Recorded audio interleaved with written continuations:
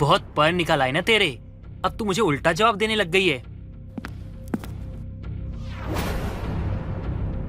बस बहुत हो गया। मुझे लगा था कि आप लोग सुधर जाओगे। मैं इतना सब कर रही हूँ वो तो दिखेगा ही, लेकिन मैं गलत थी। आप लोग कभी नहीं सुधर सकते। तूने मेरी माँ को नीचे गिराया, आज तू मेरे हाथ से बचेगी नहीं। अब हमारे बीच कुछ नहीं बचा है, तो तुम होते कौन हो मुझ पर हाथ उठाने वाले? मैं तुम्हें तलाक दे रही हूँ। आज से हमारे सारे रिश्ते खत्म। निधि अपनी सास उमा और पति दीपक के साथ रहती थी। निधि का पति दीपक काफी ज्यादा शराब पीता था। ऐसे ही एक रात काफी देर में दीपक शराब के नशे में धुत घर आता है और दरवाजे पे ही चिल्लाने लगता है। कहाँ है तू? चल यहाँ, तेरी वजह से मेरे यार ये हालत हो गई है। कहाँ है? जल्दी आ। दीपक की आवाज सुनकर वहाँ निधि जाती है और अपने पति को नशे में देखकर निधि उसे घर के अंदर लेकर आती है। दीपक निधि को जोर से एक थप्पड़ मारता है। चल यार यहाँ से। जब से तू मेरी जिंदगी में आई है ना साला, जिंदगी ही बर्बाद हो गई। तू मेरी जिंदगी की ना सबसे बड़ी पनौती है। तू मर क्यों नहीं जाती है? एक काम कर ना, तू जाके कहीं मर जा। उससे ना हम सबको बहुत खुशी होगी। ये आप कैसी बातें कर रहे हैं? और आपको कितनी बार मना किया है कि आप पीकर मत आया करिए। आपकी तबीयत खराब हो रही है पीने की वजह से। कभी तो मेरी बात मान लीजिए। कौन कम वक्त बर्दाश्त करने को पीता है? हम तो पीते हैं ताकि यहाँ आकर बैठ सके, तुम्हें देखने के बाद तुम्हें बर्दाश्त कर सके। अब मैं तेरी कोई बात नहीं मानूंगा। मेरे अभी इतने भी बुरे दिन नहीं आए कि मैं तेरी बात सुनूं। और तू मुझे सिखाने वाली कौन होती है? तेरा पति मैं हूँ, तो तू मेरी सुनेगी, ना कि मैं तेरी। दीपक नशे में ही निधि पर हाथ उठाए जा रहा था बार बार। तभी निधि की सास उमा आती है और निधि को रोता हुआ देखकर निधि से कहती है, अब ये क्या मगरमच्छ के आंसू दिखा रही है? मेरे बेटे को अपने जाल में जब फंसाया था तब याद नहीं आया, अब यहाँ रो रही है? ये सब तेरी वजह से ही हो रहा है। माँ जी, इन सब में मेरी क्या गलती है? मैंने तो कुछ भी नहीं किया है। क्या कह रही है तू? तूने कुछ नहीं किया? अरे अच्छा खासा था मेरा बेटा, कभी शराब को हाथ नहीं लगाया उसने। लेकिन तू जब से उसकी जिंदगी में आई है, जिंदगी में ही ग्रहण लगा दिया। अब देख उसकी क्या हालत हो गई है।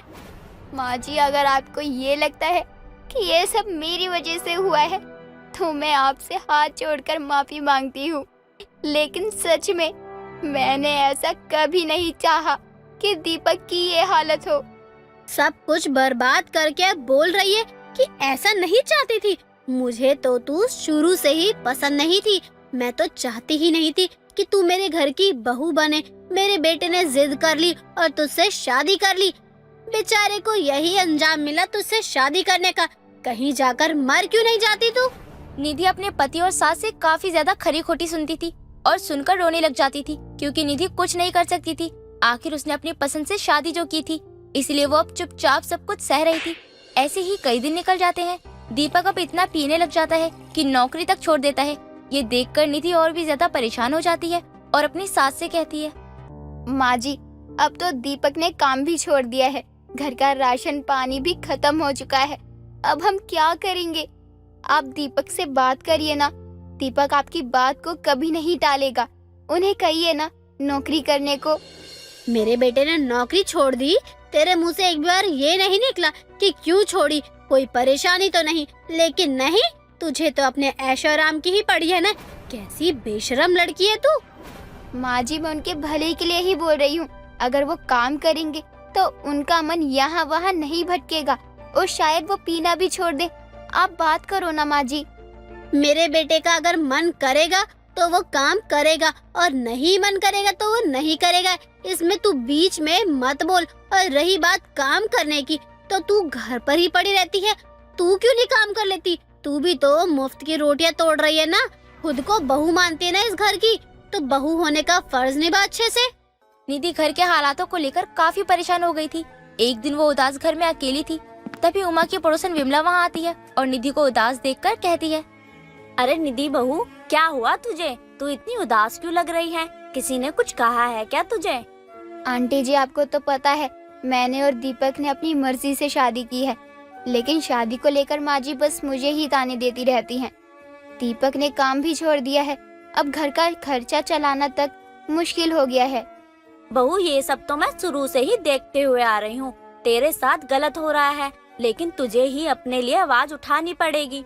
तू इतनी पढ़ी लिखी है, खाना भी अच्छा बनाना जानती है, तू ही कुछ कर अब। लेकिन मैं क्या कर सकती हूँ आंटी, शादी के बाद तो मैंने कोई बाहर का काम भी नहीं किया है। तुझे याद है एक बार तूने मेरे बेटे के जन्मदिन पर तंदूरी मोमोज बनाए थे? वो सबको बहुत अच्छे लगे थे। तू अपना तंदूरी मोमोज का काम शुरू कर सकती है। निधि विमला की बात मानती है और अब तंदूरी मोमोज का बिजनेस शुरू करती है। निधि काफी मेहनत करती है, लोगों को उसके तंदूरी मोमोज भी काफी पसंद आ रही थी। लेकिन अब भी निधि के घर वालों का व्यवहार पहले की तरह था। एक रात निधि काफी लेट घर आती है, जिस पर उसकी सास गुस्सा करते हुए कहती है, बहू, ये कोई टाइम होता है क्या घर आने का? तेरे कुछ ज्यादा ही पंख निकल गए अब।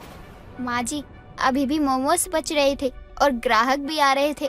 ऐसे में मैं कैसे अपना ठेला लेकर घर आ जाती। अब देखो, सारे मोमोज भी खत्म हो चुके हैं। आपको पता है माँ जी, सबको मेरे बनाए हुए मोमोज बहुत पसंद आते हैं। लोग मेरी बहुत तारीफ भी करते हैं। मैंने तेरी तारीफ नहीं पूछी, बल्कि घर देर से आने का कारण पूछा है। हम तुझे कुछ कहते नहीं है, बाहर जाकर काम करने के लिए भी बोल दिया है, लेकिन तू तो गुलछर्रे उड़ाने लग गई है। रात में इतनी देर से घर आने लग गई है। बता, किस लड़के के साथ तू आशिकी लड़ा रही थी? माँ जी बस करो, अरे हद होती है। मैं पूरे दिन वहाँ मोमोज बेचती हूँ, मेहनत करती हूँ। कभी आपने मेरी मेहनत को नहीं देखा, लेकिन आज जरा मैं देर से घर आ गई तो आप मेरे चरित्र पर सवाल उठा रही हो। तूने कोई फूल माला पहनाने वाले तो काम किए नहीं है जो मैं तेरी तारीफ करूं। काली करतूतें करेगी तो यही कहूंगी ना मैं। माँ जी, शायद आप भूल रही हो कि इस घर का खर्चा मैं ही चला रही हूँ, वो भी तंदूरी मोमोज के बिजनेस से। अगर मैं अपना बिजनेस बंद कर दूंगी तो आपको ही यही दिक्कत होगी।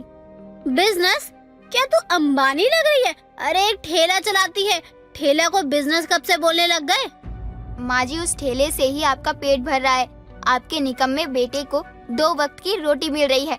अगर आप चाहती हो कि मैं सब कुछ छोड़ छाड़ कर घर में बैठ जाऊं तो ठीक है, इसमें मुझे कोई परेशानी नहीं है।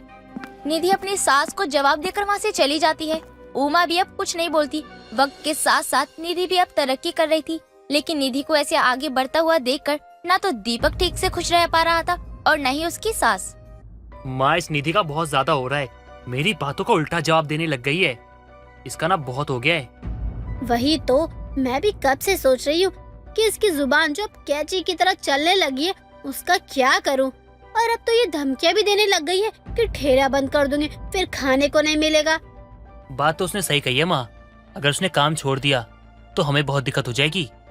हमें कुछ ऐसा करना होगा जिससे वो काम भी ना छोड़े और हमारे आगे झुक के भी रहे। दोनों मिलकर प्लान बनाते हैं, लेकिन निधि अब अपने बिजनेस को नीचे नहीं गिरने दे रही थी। फिर माँ बेटा बहुत तंग हो जाते हैं। निधि शाम के समय जैसे ही घर में पैर रखती है कि तभी दीपक निधि को एक जोर से थप्पड़ लगाता है। बहुत पर निकल आई ना तेरे, अब तू मुझे उल्टा जवाब देने लग गई है। बस बहुत हो गया। मुझे लगा था कि आप लोग सुधर जाओगे। मैं इतना सब कर रही हूँ वो तो दिखेगा ही, लेकिन मैं गलत थी। आप लोग कभी नहीं सुधर सकते। तूने मेरी माँ को नीचे गिराया, आज तू मेरे हाथ से बचेगी नहीं। अब हमारे बीच कुछ नहीं बचा है, तो तुम होते कौन हो मुझ पर हाथ उठाने वाले? मैं तुम्हें तलाक दे रही हूँ। आज से हमारे सारे रिश्ते खत्म। निधि अपनी सास और दीपक के खिलाफ पुलिस में कंप्लेंट कर देती है और फिर अपना तंदूरी मोमोज की बिजनेस पर भी अच्छे से ध्यान देना शुरू कर देती है और खूब तरक्की करती है। उमा और बबीता दोनों ही आमने सामने की पड़ोसन थी। दोनों के बीच खूब पक्की दोस्ती भी थी। उमा का पति वीरेन बहुत ही सुलझा हुआ और अच्छा इंसान था। वहीं बबीता का पति ब्रजेश अय्याश किस्म का आदमी था, पर लोगों के सामने वो एकदम पत्नी व्रता पति बनकर रहता था। ऐसे ही करवा चौथ का दिन आता है। बबीता और उमा दोनों अच्छे से तैयार हो जाते हैं। तभी अपने हाथों में गिफ्ट लिए वीरेन और ब्रजेश उनके पास आते हैं। मेरे चांद से टुकड़े के लिए एक छोटा सा चांद। बबीता, यह डायमंड की रिंग तुम्हारे लिए। ना तो हम तुम्हारे लिए डायमंड लाए हैं और ना ही हम ये कहेंगे कि हम तुम्हारे लिए चांद तारे तोड़ के लाएंगे। हम तो बस इतना कहेंगे कि तुम हमारे लिए ना सब कुछ हो। तुम्हारे जैसा ना कोई भी नहीं है। हमें ना बहुत नाज है तुम पर। हम ज्यादा कुछ तो तुमको नहीं दे सकते, लेकिन ये छोटी सी सोने की चैन दे सकते हैं। इसे करवा चौथ का तोहफा समझ के ले लो। आपका बहुत बहुत शुक्रिया जी। तभी कुछ ही देर में चांद भी निकल जाता है। बबीता और उमा दोनों पूजा करके छलनी से अपने पति को देखकर उनके हाथों से पानी पीकर व्रत खोलते हैं। ऐसे ही एक दिन उमा और बबीता बैठी शाम को चाय पी रही होती है। तभी उनके पास मोहल्ले में काम करने वाली कम्मो आती है। कम्मो पूरे मोहल्ले की डिस्कवरी होने के साथ साथ बेहद सुंदर थी, जिसे हर किसी के बारे में पता होता था। बबीता और उमा को देखकर कम्मो बोलती है, कैसी हो बबीता भाभी और उमा भाभी? हम दोनों तो ठीक है, तू बता। अरे बताना क्या है, आपको नहीं पता आजकल मोहल्ले में क्या चल रहा है? अरे वो श्रीवास्तव जी है ना, उनका ना सब्जी वाली के साथ चक्कर चल रहा है और उसकी बीवी ने देख लिया था। और जो वो चाय वाला है ना, वो मिसेस शर्मा पे लाइन मारता है। और जो मिसेस शर्मा जी है ना, वो बड़ा मुस्कुरा के देख रही थी उनको। अरे जो गले नंबर 4 की लड़की है ना, हैनन, उसकी तो इतनी बड़ी चर्चा हो रही थी और लोग कहते हैं कि लाली लिपस्टिक लगा के छज्जे पे खड़ी रहती है। तू भी ना कमो, एक एक इंसान की पूरी जानकारी रखते हैं। शुक्र है भगवान का कि हमारा घर सही सलामत है, वरना आजकल तो किसी की बीवी किसी और के पति के साथ भागी है, तो किसी की पत्नी किसी और के पति के साथ। हाँ हाँ सही कह रही है तू, आजकल तो शराफत का जमाना ही नहीं है। अरे बबीता जी को कैसे बताऊं कि उनका पति क्या क्या गुल खिला रहा है बाहर। बेचारी बहुत अच्छी है, कुछ कहा तो दिल टूट जाएगा। अरे क्या हो गया, क्या सोचने लग गई? अरे कुछ नहीं दीदी, मैं चलती हूँ, और भी घरों में ना खबर पहुँचानी है। इतना कहकर कम्मो चली जाती है। जहाँ ब्रिजेश ने घर पर बबीता को अपनी सर आंखों पर बिठा कर रखा था, तो वहीं वो दूसरी लड़कियों के साथ बाहर अय्याशी किया करता था। ऐसी एक दिन ब्रिजेश एक लड़की के साथ वड़ा पाव खा रहा था। वहीं से कम्मो गुजर रही थी और ब्रिजेश को देखकर कम्मो वहीं रुक जाती है।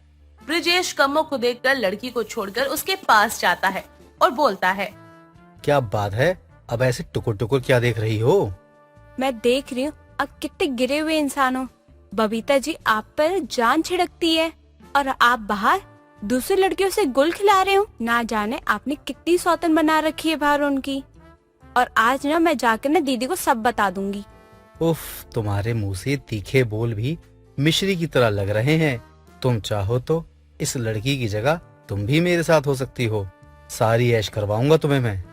ब्रिजेश की बातें सुनकर कम्मो कुछ नहीं कहती और वहाँ से चली जाती है। वहीं ब्रिजेश अब कम्मो के पीछे पड़ जाता है। ऐसे ही एक दिन कम्मो बबीता के पास जाती है और उससे बोलती है, बबीता दीदी मुझे आपसे कुछ बात करनी थी। किसी तरीके की कोई मदद चाहिए? नहीं दीदी, मुझे कोई मदद नहीं चाहिए। मैं बस ये कहना चाहती हूँ आप अपने पति पे ना थोड़ा लगाम रखिए। आपके पति ना जाने किस किस के साथ बाहर क्या क्या कर रहे हैं। एक नहीं, दो नहीं, कम से कम 50 सौतन होगी आपकी। मैं ना उन्हें ना हर अलग अलग इंसान के साथ देखती हूँ। कम्मो की बात सुनकर बबीता को गुस्सा आ जाता है और उसे जोरदार थप्पड़ मारती है और बोलती है, 2 टके की नौकरानी, तेरी हिम्मत कैसे हुई? तुम मेरे पति के खिलाफ ऐसी बातें बोले? अरे मेरे पति जितने सच्चे और अच्छे हैं ना, तू जानती नहीं है। दफा हो जाए यहाँ से और दोबारा मेरे घर में आने की कोशिश मत करियो। कम्मो की बेइज्जती करके बबीता उसे वहाँ से भगा देती है। तभी कम्मो खुद से बोलती है, लगता है दाल ऐसे नहीं गलेगी, मुझे कुछ तिगड़म लगानी पड़ेगी।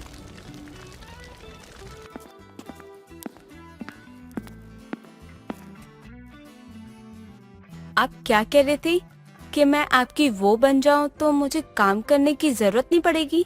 क्या आप सच कह रहे थे? बिल्कुल सच है, तुम हाँ तो बोलो। मैं हाँ तो बोल दूंगी, लेकिन मेरी एक शर्त है। कैसी शर्त? तुम मेरे आने के बाद ना किसी और लड़की के पास नहीं जाओगी। हाँ मंजूर हुआ। जब ताजमहल मिल जाए तो कुतुब मीनार की क्या जरूरत है। इतना कहकर ब्रिजेश कम्मो को गले से लगा लेता है। दिन गुजर जाते हैं। अब हर दिन ब्रिजेश कम्मो के प्यार में और ज्यादा पागल हो जाता है। धीरे धीरे कम्मो के प्यार का जादू ऐसा चलता है कि एक दिन ब्रिजेश कोर्ट मैरिज करके कम्मो को बबीता की सौतन बनाकर घर ले आता है। कम्मो को ऐसे अपने पति के साथ देखकर बबीता के होश उड़ जाते हैं।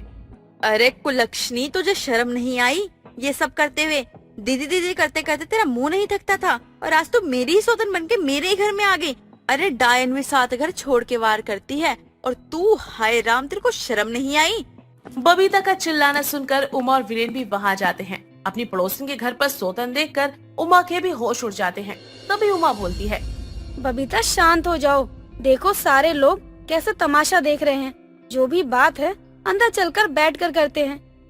पहले ही काफी मजाक बन चुका है लोगों में हमारा, और बनाने की जरूरत नहीं है। उमा बबीता को समझा बुझाकर अंदर ले जाती है और कुछ देर हौसला देने के बाद उमा वापस से अपने घर आ जाती है और अपने पति से बोलती है, हे भगवान, ये क्या हो गया? मेरी पड़ोसन के घर में सौतन आ गई, वो भी ये कम्मो।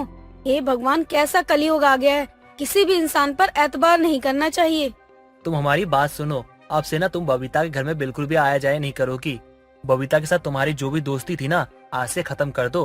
अरे उसके पति का क्या भरोसा, जब उसने अपनी नौकरानी को नहीं छोड़ा तो तुम तो वैसे भी अच्छी दिखती हो, तुम्हें थोड़ी छोड़ देगा वो।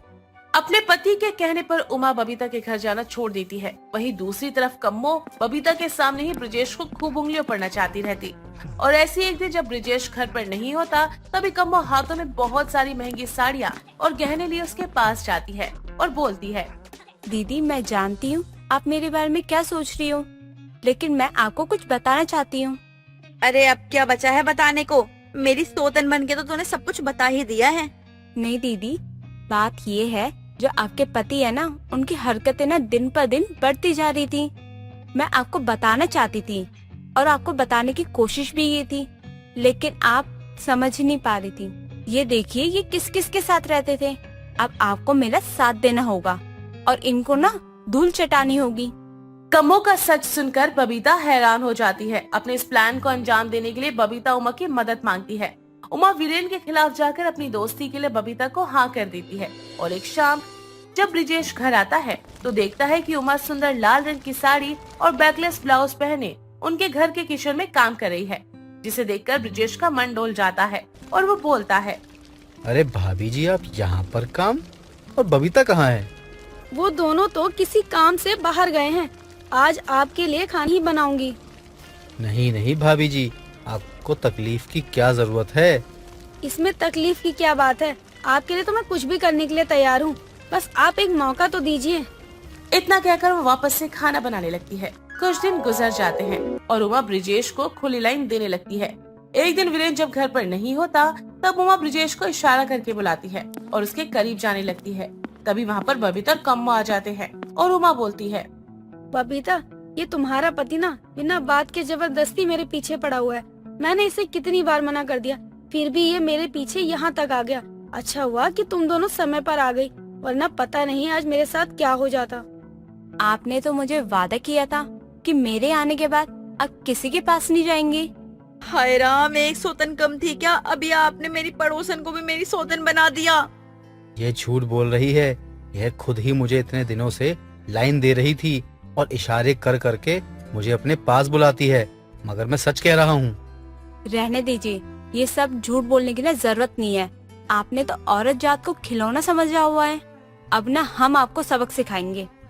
इतना कहकर तीनों ब्रिजेश को कस के पकड़ लेते हैं, जिसके बाद बबीता एक गधा लेकर आती है और कम्मो उसके मुंह पर काला रंग लगाती है और उमा उसके गले में चप्पलों का हार पहनाती है। जिसके बाद तीनों मिलकर ब्रिजेश को गधे पे बिठाकर मोहल्ले में उसका जुलूस निकालते हैं। इस बेइज्जती के बाद से ब्रिजेश ना तो किसी से भी नजरें मिला पाता और ना ही किसी लड़की के साथ चक्कर चलाने की हिम्मत करता।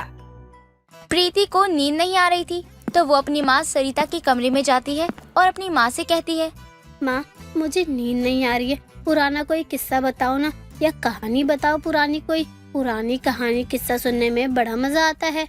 बेटा, मैं बहुत ज्यादा थक गई हूँ, मुझे बहुत नींद आ रही है। मेरी नींद भी पूरी नहीं हुई है। आज रहने दे, मुझे सोने दे। वैसे भी आज तक मैंने बहुत काम किया है, घर के काम से लेकर बाहर नौकरी तक करना, सारा काम। कसम से मेरे कमर में बहुत दर्द हो रहा है, इसीलिए थोड़ा आराम करने दे। ठीक है माँ, लेकिन मेरा आज बहुत मन था कि मैं आपसे पुराने किस्से कहानी सुनूं। आप जब बताती हो ना तो ऐसा लगता है कि मैं पुराने दिन में ही हूँ और वो सब मैं खुद ही देख रही हूँ। खैर कोई बात नहीं, आप थक गई हो, आपको आराम करना है, कोई बात नहीं, आप आराम कर लो। मैं अपने कमरे में चली जाती हूँ, देख लूंगी कि क्या करना है, क्योंकि नींद तो आ नहीं रही है मुझे। फिर शुरू हो गया तेरा ड्रामा। अपनी बात मनवाने के लिए तू कुछ भी कर सकती है। अब मैं तुझे ऐसे तो जाने नहीं दे सकती, तुझे भी पता है, अब तूने ऐसा बोल दिया तो करना ही पड़ेगा। इसका मतलब माँ, आप मुझे पुराने किस्से कहानी सुनाओगी? लेकिन आप तो बहुत थक गई थी ना। मैं तुझे जब भी देखती हूँ ना तो मेरी सारी थकान दूर हो जाती है। तू ही तो मेरे जीने का सहारा है। मैं तेरी बात ना मानकर तेरा दिल कैसे दुखा सकती हूँ। चल कोई बात नहीं, आजा बैठ, मैं तुझे पुरानी बातें सुनाती हूँ, जब तेरे पिताजी और मैं मिले थे। सच में माँ बहुत अच्छी हो, एक बार बोला और आप मेरी बात भी मान गई। सरिता अपनी बेटी को पुराने किस्से सुनाने लगती है। इसी तरह प्रीति को बहुत ही लाड प्यार से पाल रखा था। प्रीति जो कुछ भी कहती वो सरिता हमेशा करती थी, कभी भी उसकी बात को मना नहीं करती थी। और इसी तरह प्रीति भी अपनी मनमानी करने में लग जाती है। ऐसे ही कई दिन निकल जाते हैं और वो अपनी बेटी की शादी एक अच्छे और बड़े परिवार में करवा देती है।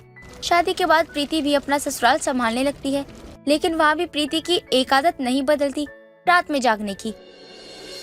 एक रात जब घर में सब सो जाते हैं तो प्रीति खुद से बातें करते हुए कहती है, सब लोग तो सो गए, लेकिन अब मैं क्या करूँ? मुझे तो अभी भी नींद आ रही है, ऊपर से कुछ काम भी नहीं करने को है। एक काम करती हूँ, मैं जाकर गाने सुन लेती हूँ, अपना भी मनोरंजन हो जाएगा और बाकियों को भी परेशान नहीं करूँगी। प्रीति हॉल में जाकर गाने सुनने लग जाती है। गाने सुनकर प्रीति का पति देव वहाँ आता है और प्रीति से कहता है, प्रीति क्या है ये, आधी रात हो गई है, तुम गाने सुन रही हो, सो क्यों नहीं रही हो? वो क्या है ना, मुझे नींद नहीं आ रही थी और आप लोगों को उठाना मुझे ठीक नहीं लगा, तो मैंने सोचा कि क्यों ना मैं गाने सुन लूं।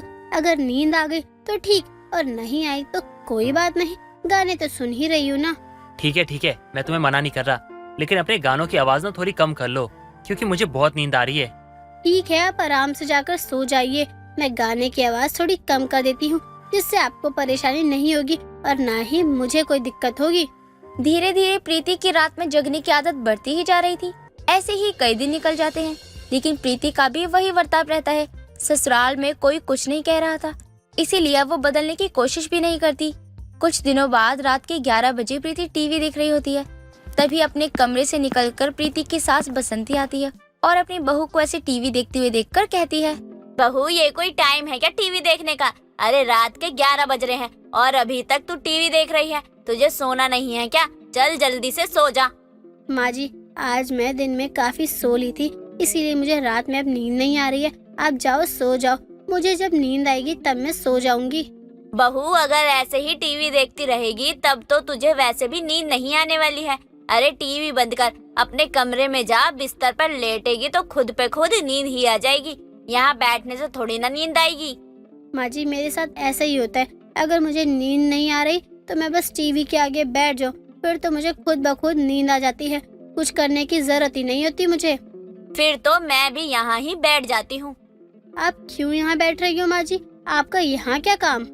अरे अगर तू टीवी देखते देखते सो जाएगी तो टीवी कौन बंद करेगा? और वैसे भी बिजली का बिल तो आता ही है ना, उसका भी तो देखना है। खुद तो जागते रहेगी, टीवी भी चालू करती रहेगी। थोड़ी देर की ही तो बात है माँ जी, थोड़ी देर में पता नहीं कौन सा कितना बिजली का बिल आ जाएगा जो आप ऐसे बोल रही है। अरे हद होती है, मैं क्या थोड़ी देर के लिए अपने मन से टीवी नहीं देख सकती हूँ? आपको उसमें भी टाइम देखना जरूरी है। अब क्या मैं टाइम से उठूं बैठूं टीवी देखूं? मतलब नहीं होता तो बोलती भी नहीं। घर मेरा है तो ज्यादा अपने घर की पड़ी नहीं है, मुझे तो पड़ी है ना। और मैं नहीं सोचूंगी तो कौन सोचेगा? अगर तू सोचेगी तो बता देना, मैं कल से फिर कुछ नहीं बोलूंगी और ना ही ज्यादा सोचूंगी। और ये रात में जागने की आदत छोड़ दे, तेरी वजह से बाकी लोगों को भी परेशानी होती है।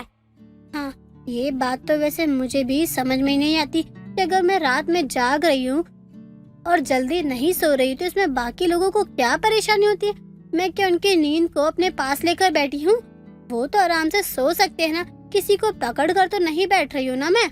लेकिन तू तो टीवी चालू करके बैठ जाती है, कभी गाना चला लेती है, इससे हमारी नींद पूरी नहीं होती, हमारी नींद खराब हो जाती है। तू तो दिन में सोकर अपनी नींद पूरी कर लेती है, लेकिन बाकियों का क्या? अरे फिर करूँ तो क्या करूँ मैं? दिन में जल्दी काम हो जाता है, काम करने के बाद सो जाती हूँ।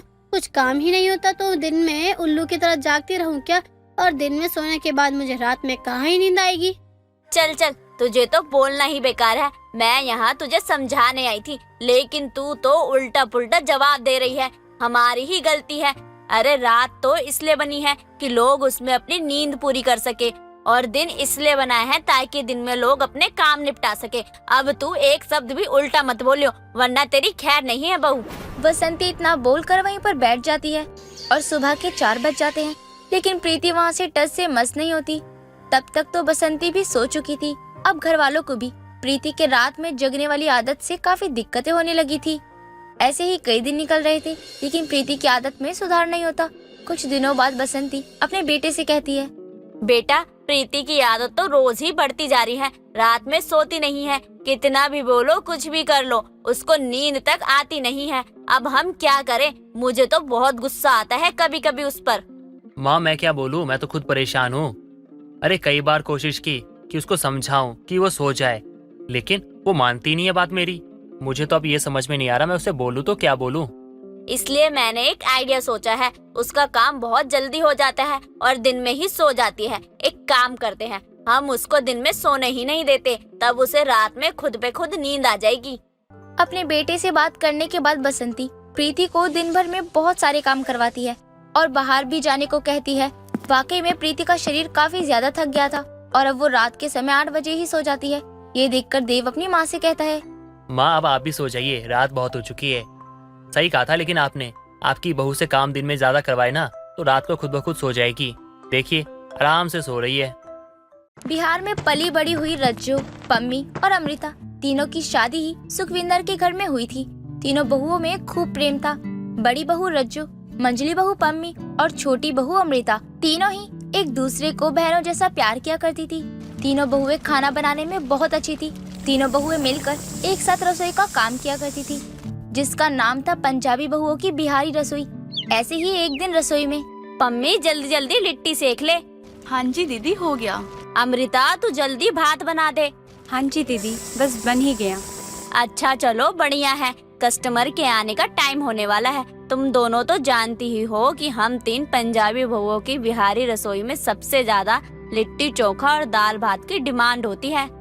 हाँ जी दीदी, आप चिंता मत करो, सब चीज तैयार है, कोई कमी नहीं होगी। हाँ जी दीदी, भुजिया भी बन चुकी है और दाल भात के साथ वो खाने में भी अच्छा लगेगा। ऐसे ही कस्टमर्स का आना शुरू हो जाता है।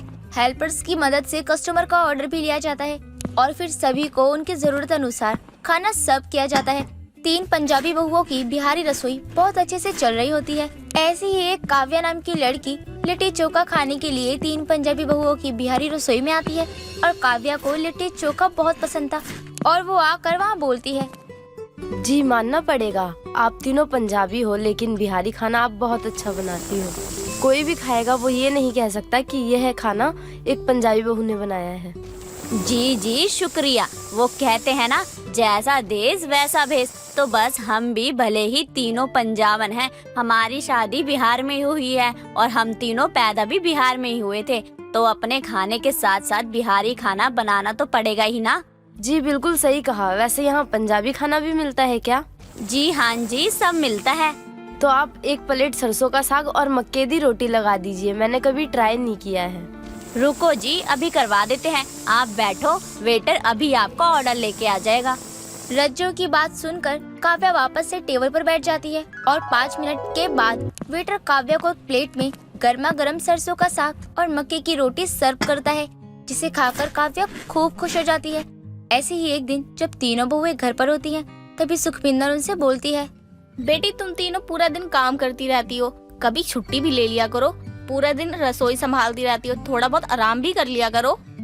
माँ जी आप तो जानती हैं कि हमारी पंजाबी बहुओं की बिहारी रसोई के कुछ ग्राहक तो ऐसे हैं जो हमारी रसोई के सिवा कहीं और खाना ही नहीं खाते, और आप कह रही हैं कि हम छुट्टी ले लें। माँ जी, घर संभालना हमारी जिम्मेदारी है, पर रसोई संभालना हमारा शौक है। माँ जी, आपको पता है हमारी रसोई में बिहारी खाने के साथ साथ पंजाबी खाने को भी खूब पसंद करते हैं। अच्छा अगर ये बात है बेटा, तो अपने खाने में कुछ नया आइटम रखो जो पंजाबी बिहारी का मिक्सर हो। वो कैसे माँ जी? जैसे सरसों के साग के साथ लिट्टी दे सकती हो, जैसे पराठे के साथ लस्सी हो गई, और लिट्टी के भी अलग अलग फ्लेवर कर दो। इस तरीके से और भी चीजें ऐड करो। वाह माँ जी, क्या बात है, आपने तो बड़ा यूनिक आइडिया दिया है। शाम को हम सामान खरीद कर ले आएंगे और कल से ही अपने खाने में मेन्यू में ये सब नई नई चीजें ऐड कर देंगे। वाह, सोच के ही अच्छा लग रहा है। पंजाबी खाने को बिहारी स्टाइल में बनाएंगे। कितना मजा आएगा ना। चलो चलो, स्वाद बाद में ले लेना, अभी काम पे चले। इतना कहकर तीनों बहुएं अपने रोज की तरह अपने काम पर चली जाती हैं।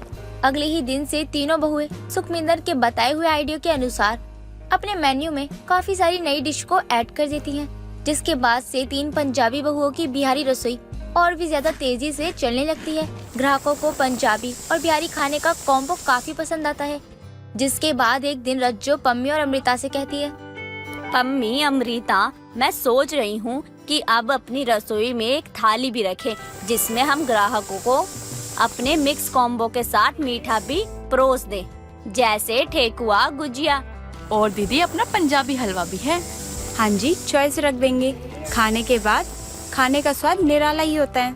ऐसे ही तीनों बहुएं अब अपनी रसोई में खाना बनाने के साथ साथ मीठा बनाना भी शुरू कर देती हैं।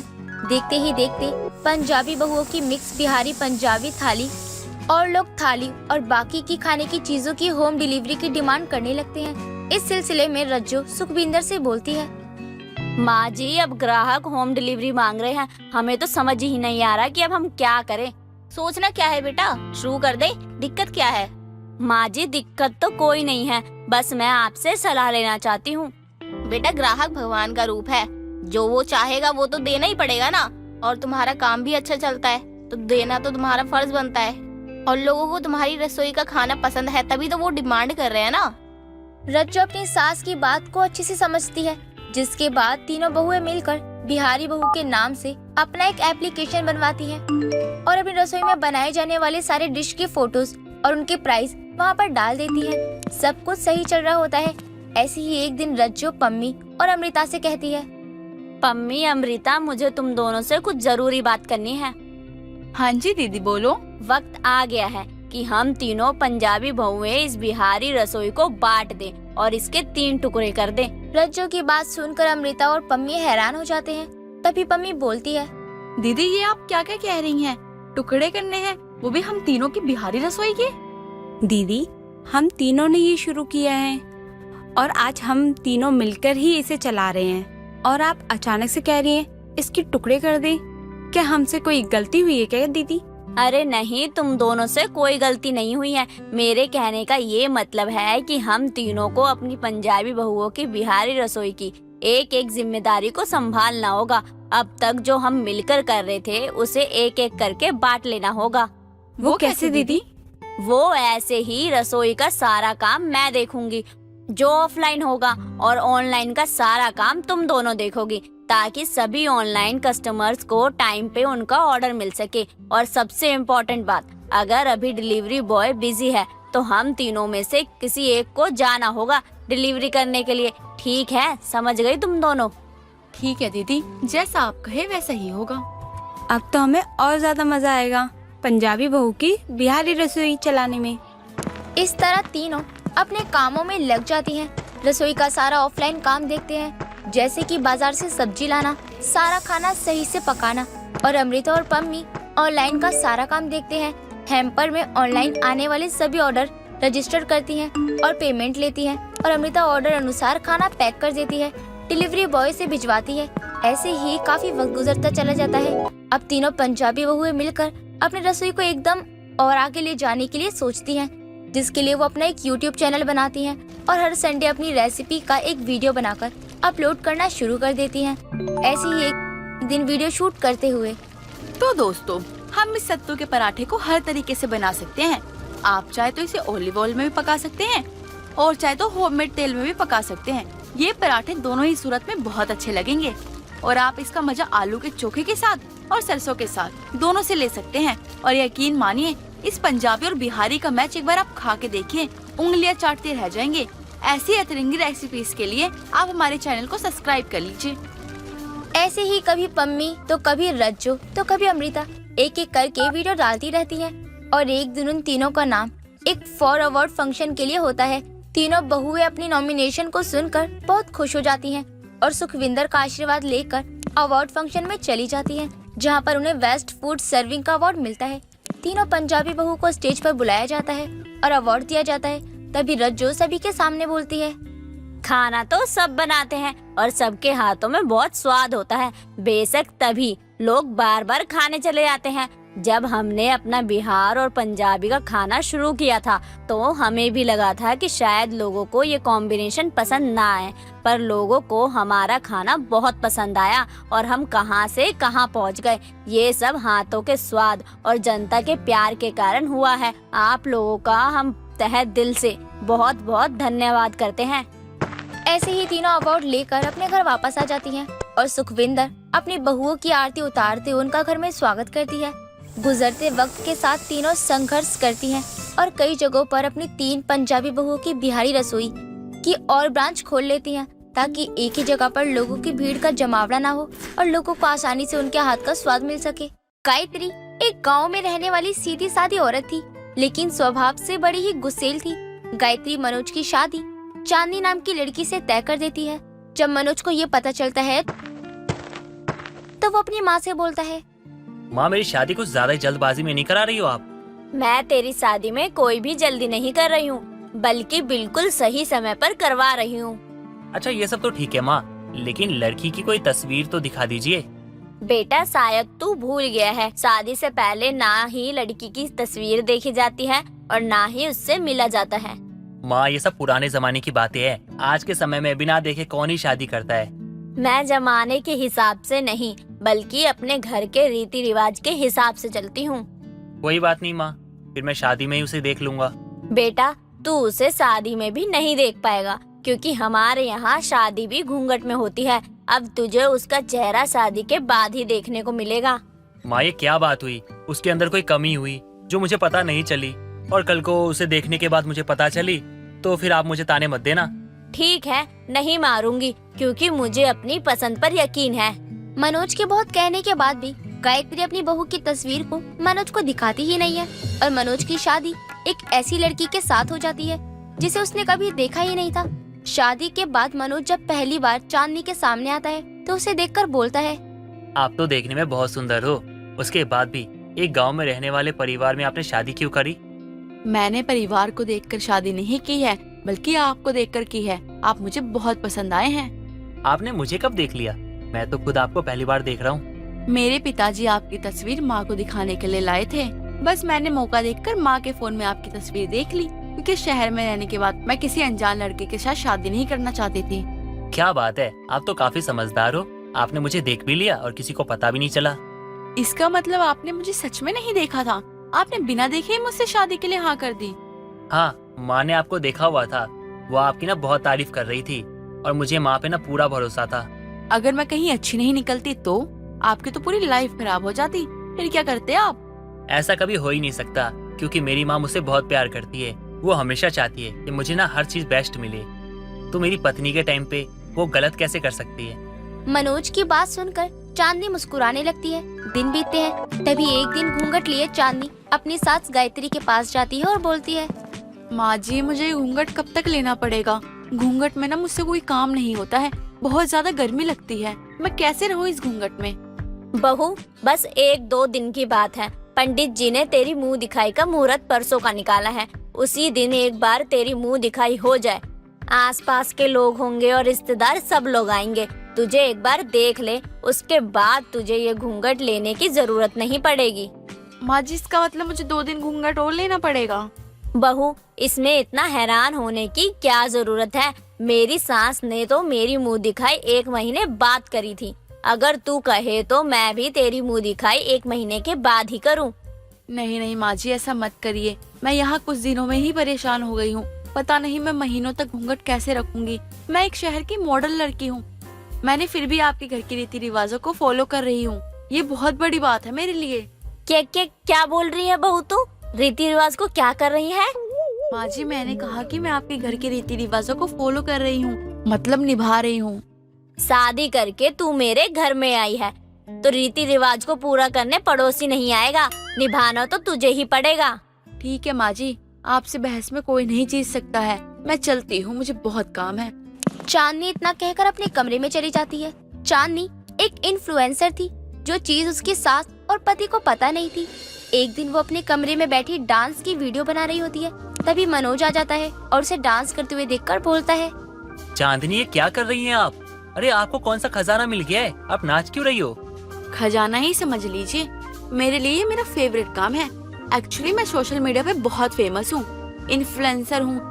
इंस्टाग्राम, यूट्यूब पे मेरे बहुत अच्छे फॉलोवर्स हैं और मैं वहाँ पे डांस की वीडियोस पोस्ट करती हूँ। क्योंकि अब मेरे पास कोई बैकअप नहीं है तो अब मुझे वीडियोस बनानी पड़ेगी क्योंकि वीडियोस खत्म हो गई हैं। अरे आप ये क्या कह रही है? मैं तो शहर से होके आ चुका हूँ, इसलिए थोड़ा बहुत मुझे समझ में आता है ये सब। लेकिन आप ना माँ को कुछ मत कहना, वरना उनके पल्ले कुछ नहीं पड़ने वाला है। और अगर उन्होंने आपको ये नाचते गाते हुए देख लिया ना तो पक्का बहुत सुनाएंगी। मनोज जी, आप ये कैसी बातें कर रहे हैं? ये कोई गलत काम नहीं है। आजकल सोशल मीडिया एक ऐसा प्लेटफॉर्म है जहाँ पे लोग अच्छे खासे पैसे कमाते हैं, वो भी घर बैठे बैठे। मुझे यही चीज लोगों की प्रभावित करती है। लोग मुझे पसंद करते हैं, इसमें बुराई ही क्या है? इन्फ्लुएंसर होना कोई गलत बात नहीं है। अरे मैंने कब कहा कि ये सब गलत है? लेकिन मैं तो बस इतना कह रहा हूँ ना कि माँ के सामने ये सब मत कीजिएगा आप, वरना वो गुस्सा करेंगी। उनको ये सब पसंद नहीं है। थोड़ा बच के रहना होगा आपको ये सब करते समय। चांदनी और मनोज आपस में बात कर ही रहे होते हैं, तभी वहाँ गायत्री आ जाती है और मनोज को कमरे में देखकर बोलती है, बेटा, शादी के बाद तो तू बिल्कुल ही जोरू का गुलाम हो गया है।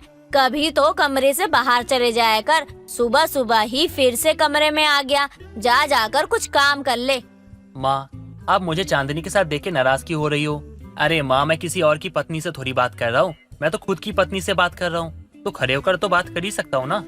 ऐसी बात नहीं है बेटा, लेकिन हर एक चीज का एक समय होता है। एक काम कर, कल बहू की मुंह दिखाई है तो मेहमानों के लिए कुछ मिठाई वगैरह बाजार से लेकर आ जा।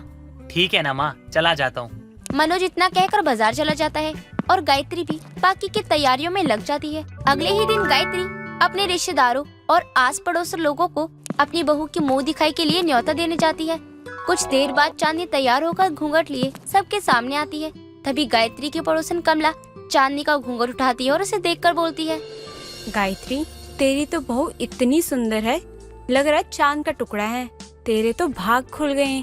इतनी सुंदर बहू पाकर इसे देखकर ऐसा लग रहा है कि मैं इसे पहली बार नहीं देख रही। ऐसा लगता है मैंने इसको पहले भी कहीं देखा है। ऐसा नहीं हो सकता, मेरी बहू तो जब से आई है तब से घूंघट में ही है, तो तू भला उसे कैसे देख सकती है? नहीं नहीं गायत्री, तेरी बहू को सामने देखने की बात नहीं कर रही हूँ, बल्कि मैंने इसको कहीं और देखा है, लेकिन कहाँ देखा है मुझे याद नहीं आ रहा। कमला की बात सुनकर चांदनी से रहा नहीं जाता और वो बीच में ही बोल पड़ती है, आंटी जी, तब तो आपने पक्का मुझे इंस्टाग्राम या यूट्यूब पे देखा होगा। दोनों में मेरे बहुत अच्छे चैनल हैं। अरे हाँ बहू, तूने सही बोला, मुझे याद आ गया। मैंने तेको कल ही देखा है वीडियो में जिसमें तू डांस कर रही थी। तभी मैं कहूँ, मुझे ऐसा क्यों लग रहा था कि मैंने तेको पहले भी कहीं देखा है। आंटी जी, मैंने कल ही एक वीडियो पोस्ट करी थी तो शायद आपने मुझे वहीं देखा हो। वैसे चांदनी बहू, ये वीडियो ना मैंने नहीं देखी, बल्कि मेरी बेटी ने देखी थी। उसे तुम्हारा डांस ना बहुत पसंद आया। वह शायद ना तुम्हें फॉलो भी करती है। उसी ने मुझे वीडियो दिखाई थी। रुको, मैं दिखाती हूँ। ये तुम दोनों आपस में क्या बातें कर रही हो? मुझे तो कुछ भी समझ नहीं आ रहा, जरा मुझे भी समझाओ। गायत्री, तेरी बहू ना सोशल मीडिया पे इन्फ्लुएंसर है, जहाँ पर लोग इसको बहुत पसंद करते हैं और इसकी सारी वीडियो देखते हैं। इन्फ्लुएंसर का मतलब क्या होता है? मुझे तो कुछ भी समझ में नहीं आ रहा।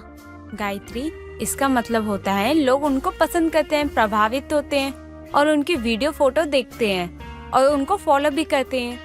आज मैं तेरी बहू को पहचान गई। और भी बहुत लोग तेरी बहू को जानते होंगे, तो बेवजह ही घूंघट करवा रही है।